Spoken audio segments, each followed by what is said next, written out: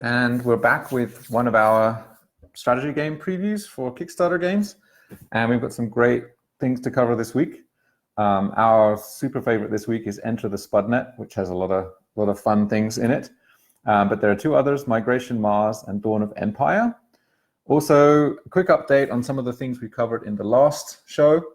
Really, all the games are doing well, but one of the game Return to Gosmar is still not quite funded. So if you want to go back and look at that one, that's the one that we covered in the middle of the show last time.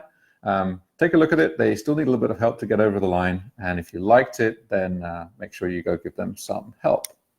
But we're going to dive in with this week's first. So Enter the Spudnet is the first one that we're going to talk. It's from the team that brought you the first Potato Pirates game.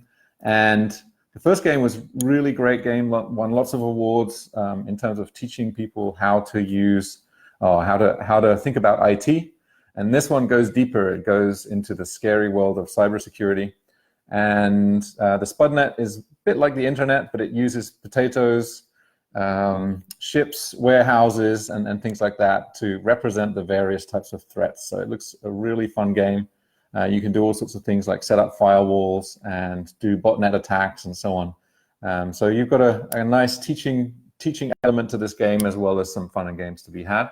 The video is actually super fun if you see the video for the Kickstarter the team has made. So this project is already funded by a long way, but if you'd like to get a copy of the game, then you need to grab that in the next 7 days or so and get yourself on the list to receive one of the copies. Moving on to the second game. This is Migration Mars. So in this game, you play a corporation which is trying to establish itself on Mars. I got a feeling we're going to see a lot of Mars games over the next few years. And in this game, it's some really nice miniatures that are actually part of the game.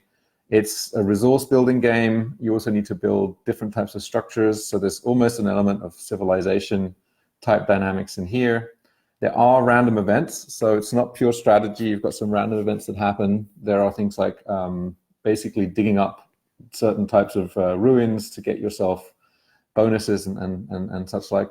You can also have meteor strikes, which will basically take out some of your structures and so on. So some random elements, but a good dose of strategy, and there are different ways to win the game as you basically build up your resource base. And as you do that, people will be sending more and more colonists to live in your settlements on Mars, and your overall goal really is to build up your population so that you hit the population target that's set for you. So again, a lot of great things here. There's still some days to go, so if you'd like to get an early copy of this game, then jump in and grab it. Moving to the third game that we're going to cover this week. This is a lot of a smaller game, and it's a historical simulation game. So in this game, you're basically playing some of the factions in the Spanish-American Naval War. And there's some really interesting mechanics which are based on the War at Sea series, which has already existed, or the War at Sea game, which came out quite a while ago. But there's extensions which change it for this particular map and location. They have a nice large mounted map, a lot of tokens for various types of engagements, and obviously really try to fit the gameplay to the historical activities which happened there. So if you like this sort of game, then come and check this out. It's kind of nice to see something focused on such a specific moment in history, and you get to learn about the history of the time as well. So 3 really interesting strategy games, and we hope that you check them out and maybe give some of them your support if you like them. And with that, we'll close and look forward to speaking to you next time around.